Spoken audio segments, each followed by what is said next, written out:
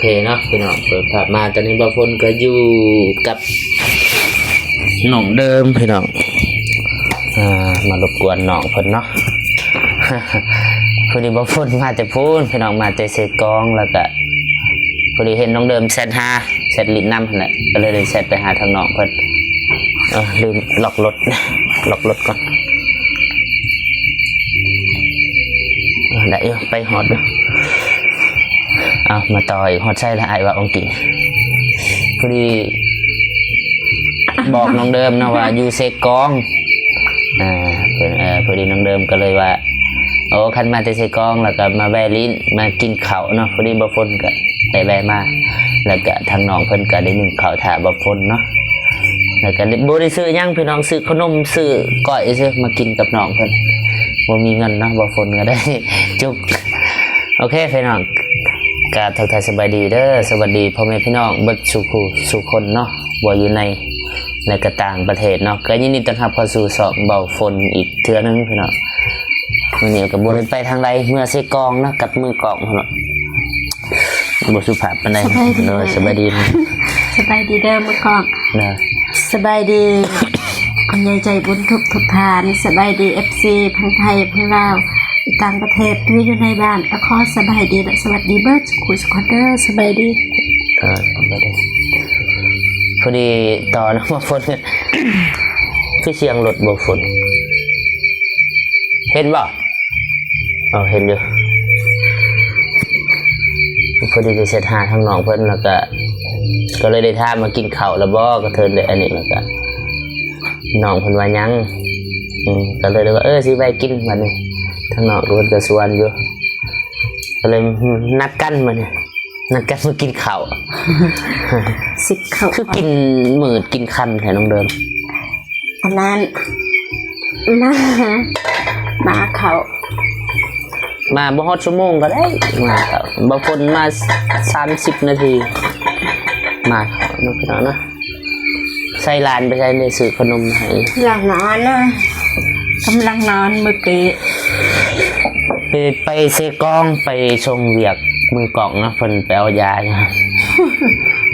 ก็เลยได้มาท่านก็พอดีน้องเดิมเพิ่นแชทมานะก็ได้ถามเลยว่ากินข้าวแล้วบ่อันบ่แล้วก็สิมากินน้ำน้องเพิ่นก็เลยนึ่งข้าวถ่ามาเพิ่นว่าแต่ว่าบ่ได้เจอกันไปเตียงเพิ่นเนาะเราเมื่อก่อนครับบ่าวเมื่อเลยไปใช้มือนี่มึงเนาะนี่ไม่ได้ไปใช้สักอันนั้นพร้อมแล้วบอกกาแฟ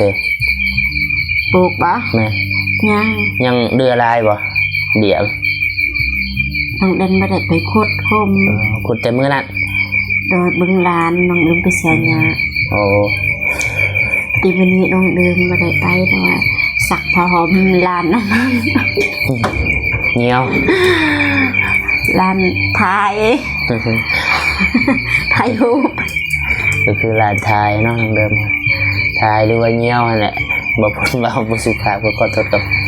ญาติว่าบางคนบอกไทยเบานะพี่น้องเอาว่าง่ายๆเปียกมินเนาะเป็นธรรมดาบุษใช่เป็นเพิดบ่เป็นอะไรคือบุษใช่มีหน่อยเดียวใส่ประหยัดเนาะประหยัดจะได้กลางคืนและต้องได้ใช้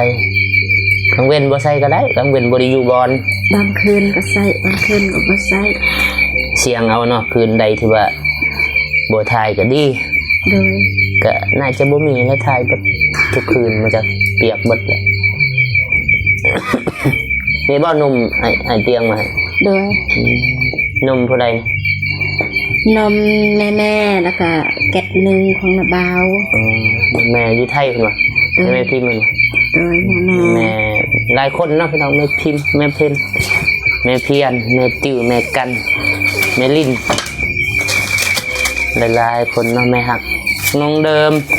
หรือว่าเบาคนเนาะเมื่อวานนี่ก็ได้หับเครื่องอยู่ทางแม่เพิ่นฝากมาให้เตียงเพิ่นลงมาให้นะพี่น้องเนาะหลายๆคนอาจจะเคยได้เบิ่งอยู่คลิปไอ้เตียงครับจะเห็นให้กินน้ำนี่จอกรีบเอากิน กันมันหนาวเนาะหนับอันนี้กันมีอันตุกหนับมันสิหนาวย านอันนั้นละล่อออส มันสิเปื่อนนะ โดย ดีเลยรักษาไว้สะอาดเนาะเฮือนเดิมจะไม่อาบน้ น้องเอ็มไปหน่อย ำหอดสั่งอันของกินอยู่อันนี้อยู่จุฬาตอนน้องเดิมโทรหา คือจริง ลานไปใช่ละ ลานนอน นอนละ โดย ว่านอนไหวเนาะ7 โมงเลยนี่บ้างพอดี7 โมง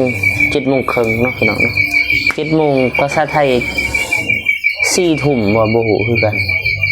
7-8บ่พ้นก็บ่เข้าใจปานใด4 ทุ่มเนาะน่าจะแม่น4 ทุ่มเนาะประมาณนั้น19 โมง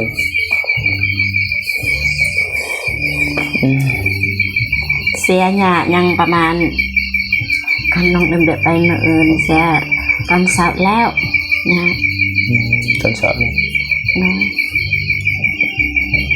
หลานนอนนะพี่น้องว่าสิเอาขนมให้นอน พอได้มาอยู่แกะเงาเนาะหลาน เด้อ รู้สึกจะได้หลานมาอยู่ทุกข์หรือว่าภาระหรือว่าความสุข บางครั้งก็ทุกข์บางครั้งก็ความสุขมันป้อน ปะปนกันไปเนาะพี่น้อง เลย เมื่อใดที่ว่าซอก็ทุกข์เมื่อใดที่บ่ซอก็ความสุขเนาะบ่ได้ เลย ที่จริงมันก็บ่ได้เป็นภาระแต่ว่ามันบางมื้อก็ทุกข์เนาะแบบทุกข์ตอนสอบแบบอยากเฮ็ดนี่นั่นมันยากแน่ เลย มันก็เป็นเรื่องธรรมดา บางมื้อใดที่ว่าบ่ซอแล้วเฮาเงาๆแล้วเห็นลานก็ ที่ไหนมีสุขที่นั่นมีทุกข์ อยู่ใส่มีสุขเดี๋ยวมาที่นั่นมีทุกข์แม่นความหนองก็นักเป็นหนองสองอย่างสองคู่นี่มันเคียงคู่กันไป มีทุกข์ต้องมีสุขเนาะเป็นว่ามีเกิดแก่มีเจ็บมีตายเป็นเรื่องธรรมดาเอาไปหดคำคมมาบัดนี้สิบสุขแล้วบอกเขาใช้มาในบ้างบาสิน สุขนี่ของขาย สบายดีแล้ว อาหารปลา นี่ยัง อาหารปลา อาหารปลาอาหารลาน บ่อาหารนั้น หม นั่ ก น ปลาเนาะ โดย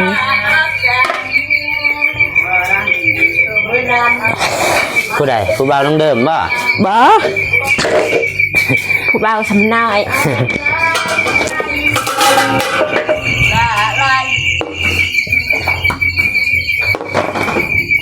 สวยเขา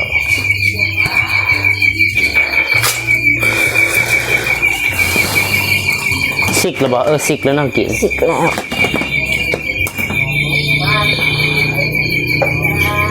ขอโทษน้องเดิมหลายๆเด้อที่มารบกวนตอนมืดตอนค่ำดึกๆดื่น ไม่เป็นไรค่ะ ๆอย่าบัง อายมาเยี่ยมมายามดีใจหลายเห็นอายมาหาน้องก็ดีใจแห้งน้ำมีเหาะดีใจแห้ง บ่ดอกบ่เหาะดอก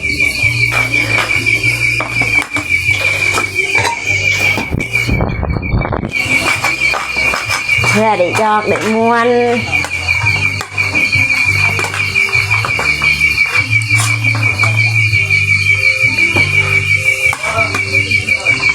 ปกติก็มาข้าวสำนีบ่ โดย พ่อกินอยู่บ่ พ่อ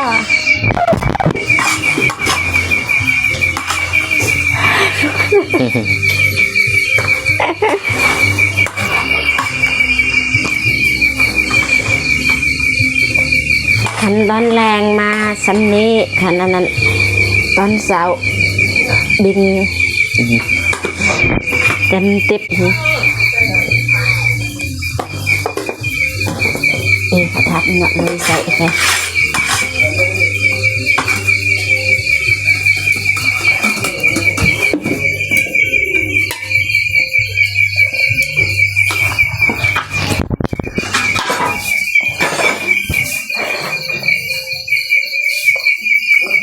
แล้วขอบคุณ กินบ่ แตงรถน้องเดิมกินรถ โดย ปะมืออื่นบูดเลยกระปุก ขอบคุณนะบ่าวซื้อ มันมาเตียงบ่ โดย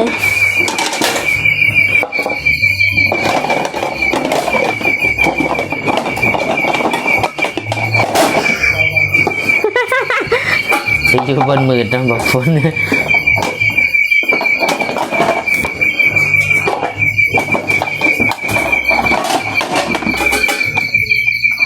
อย่ารุด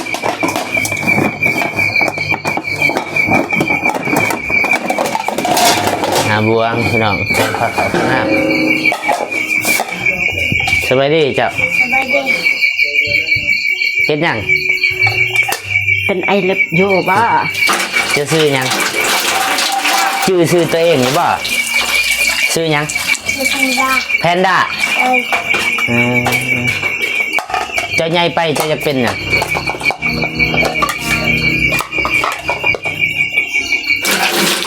เจ้าเฮ็ดเวียกหยังเจ้าใหญ่ไปเจ้าจะเป็นหยัง เป็น เป็นหยัง ตำรวจ เป็นตำรวจ เอ้ย เฮ็ดหยังตำรวจคืออยากเป็นตำรวจเป็นไง ก็หยุดได้มาให้จับ โอ้อยากจับคนสูบยามา เอ้ย เป็นเว้าเนาะเจ้าเนาะ เอ้ย เฮาบ่เป็นตำรวจก็ได้ ไปจับเลยนี่มาพอดีถึกหมัดเขาถึกกำปั่นเขาระวังเด้อ เอ้ย จะหน่อยอยากจับแหงบ่ได้เป็นตำรวจก็ห้าจับเขาหลายๆคนน่าจะเคยเห็นอยู่ทางไอ้เตียงไอ้นี่มันก็ได้ถ่ายอยู่เช็บเช็บเช็บเช็บ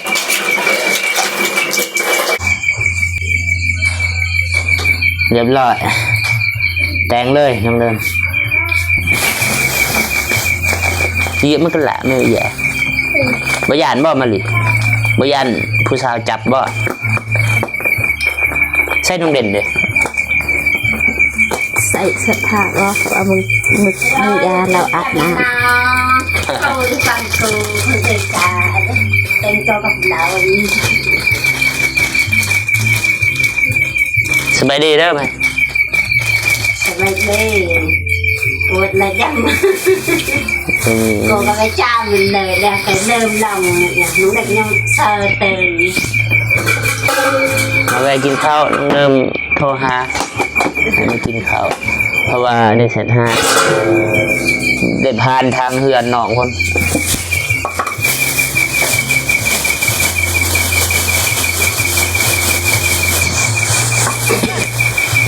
มาเส้นไปแค่ไหนสิบโมง เซ็งมือบาน ฮะ เซ็งมือบาน มา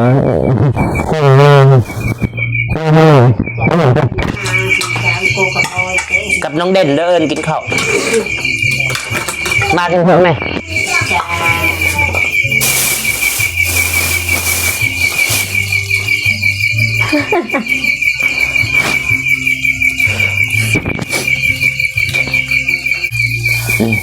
แต่งเลยปุ่นไอเตียงซื้อมาป่ะ โดย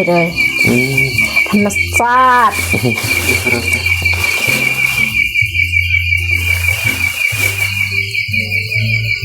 เจ้าเจ้าละเจ้ามันอยู่ในกระโปรงไม่ได้กินแค่ ตั้งสิใส่ยังตัวนี้ใส่นี่บ่โอ้ใส่อันนี้เนาะกระปุกเฮ็ดซีถ้วยได้บ่น้องเด่น บ่เลยเอาไปแจ้ค่ะ บ่กินเลยก่อยนี่เพิ่นบ่กินบ่ เพิ่งกินปลาล่ะ กินป่ะ วันนี้อายุดิ ฮะ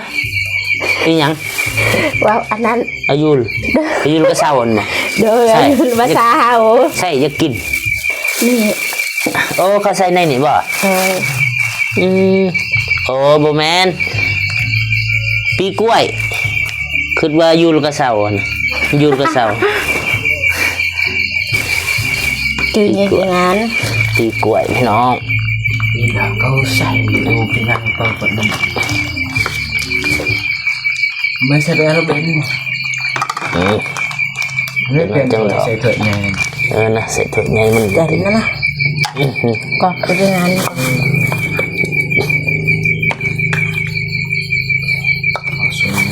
ถ้วยหน้าหักแท้ ถ้วยมา แบบ แม่นั่นแม่ อ้าวตัง แม่เพ้นแม่เพ้น กิน นี่บวงเนอะ โอ้หนังเนี่ยจักนั่นเลยมาเด้อพี่น้องมากินข้าวกับน้องเดิมแล้วก็บาฟนเนาะพี่น้องเนาะมากินข้าวน้ำกันเด้อแซ่ มา บ เด้อ FC มากินข้าวน้ำกัน ๆบาฟนก็ไล่เทื่ออยู่มากินน้ำหนองเพิ่นมากินข้าวน้ำหนองเดิม3-4เทื่อแล้วเนาะมันกินข้าวเองบ่เริ่มข้าวสื่อเลย ตัวนี้วะเขาเอาเองเขาอันนั้นเห็ดนาพอดีแบ่งกันกับป่ากับแม่นะเขาแบ่งให้เขาให้น้องลืมซ้ำกระสอบ กินก่อนก่อนกินยังเลย กิน มึงกินมันกินดิตัวหาง ยังบันเลยพอละทั้งหลายเรากินเบิดบันเลยปะตักลายแท้ เอาไปกินมื้ออื่นอุ่นกิน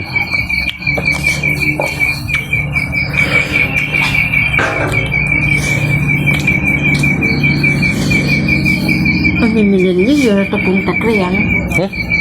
อันนี้ยานร้านเกิน ไปเบิ่ง ไปเบิ่งร้านก่อน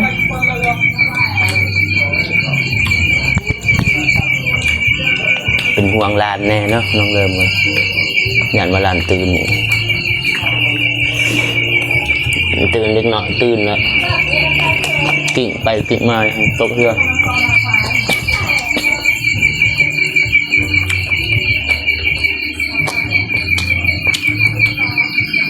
มันเป็นอย่างป่ะ บอร้านนั้น น้องเด่นบดีทงเหือนบ่ กาแฟบะหมี่แบบอืออ่ะเอาดูนะ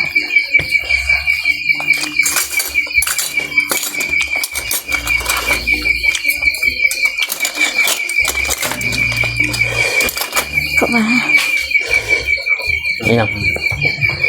หาบวงตอนนั้นมี3 อัน กินข้าวปุ้นง่าย ขึ้นเงือกกระปุก กิน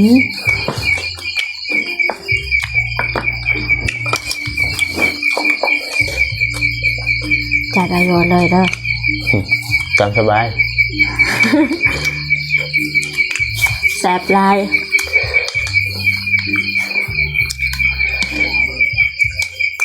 ดอนลาบ่ได้กินข้าวน้ำกันกับไอ้ใจคนกับไอ้สิง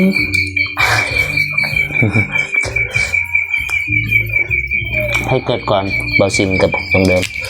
น้องเดิมปีอย่าง ปี2003 ปี2005 2006 น้องแล้ว น้องเดิม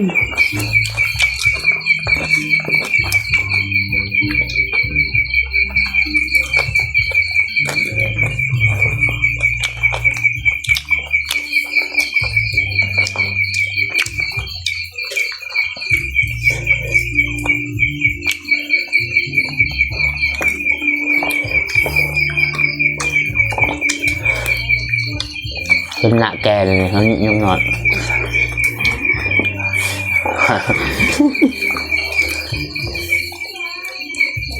บัดบฝนหน้าอ้อนบัดหนุลายเลย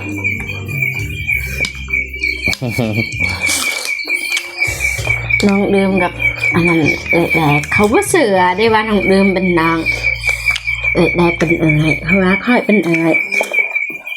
เป็นนางเขาว่า เสือบฝนเสือ เข้าว่าเสือเขาว่าเนาะนั่นน้องเดิมหน้าแก่หน้าแก่ บ่หนาไพ่ว่าลงเดิมหน้าแก เขา เขาคัน ผู้ใดบอกเบิ่งอาจจะเป็นจัดการ กินให้เอ็มเด้อ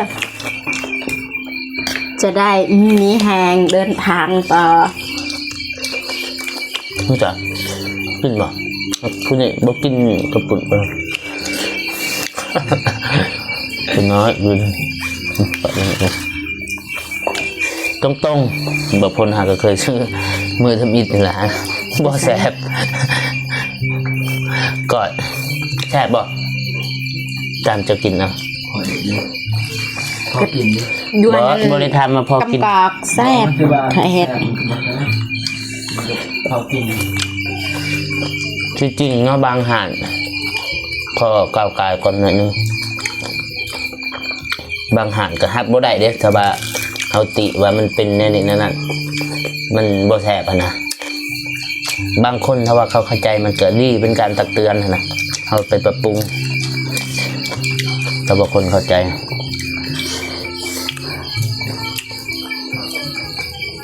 สำหรับบางคน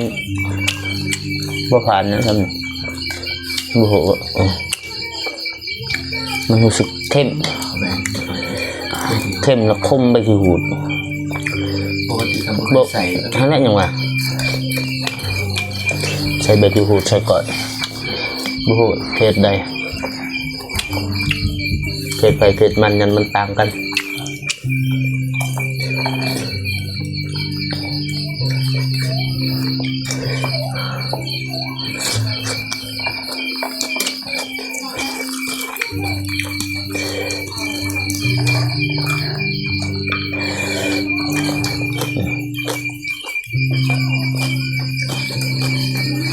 แล้วไม่ก็จากคนแบบต่างๆมันแหละนี่ทั้ง อันข้าวปุ้น มีก็จากบินเลย ข้าวปุ้นแล้วอยากกิน เป็นเหรอ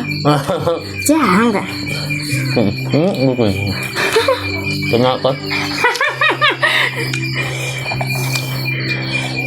อะไรเลยค่ะ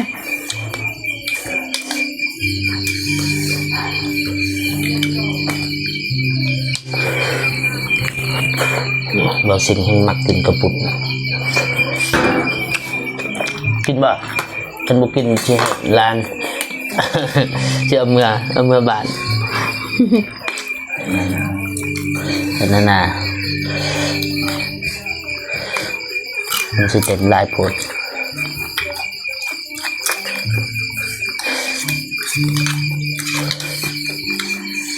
กินข้าวปุ้นร้อนพอ ทอดต่อ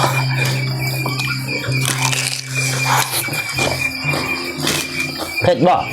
เผ็ดอ้าวกระปุกเผ็ดบ่มันไปกัดมักพริกบ่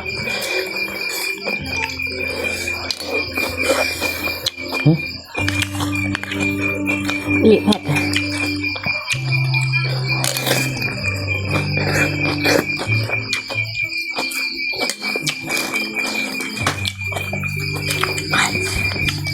เผ็ดเนาะ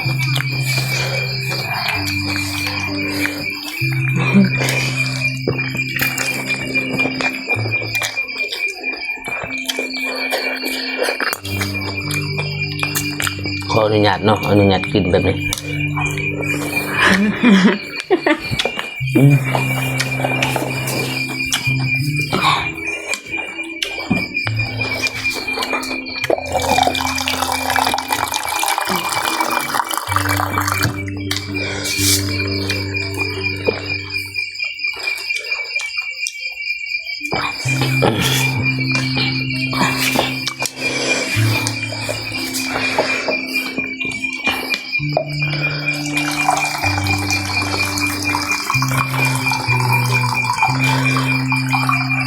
เผ็ดบ่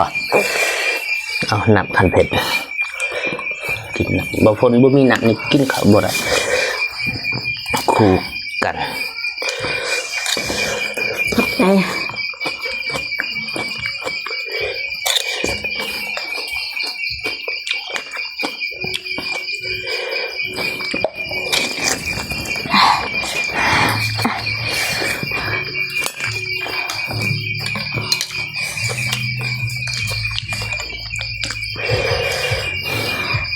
แต่อาหารแพ็คแห้ง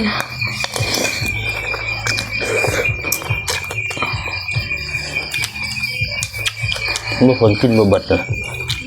มันคิดน้องยายนี่คิดว่ากินเบิดก็เลยแบ่งให้ปุ่นนิดหน่อยนึงเผ็ดกินบ่ได้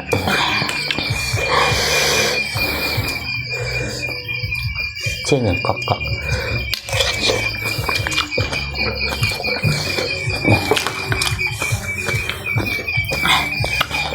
นี่พี่น้องฮะเรื่องนี้ นั่นแหละ กินให้เอ็มเด้อ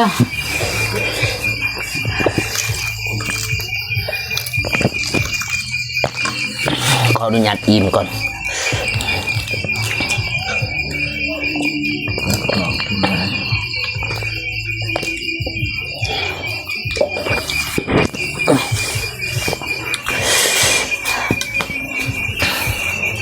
เบ้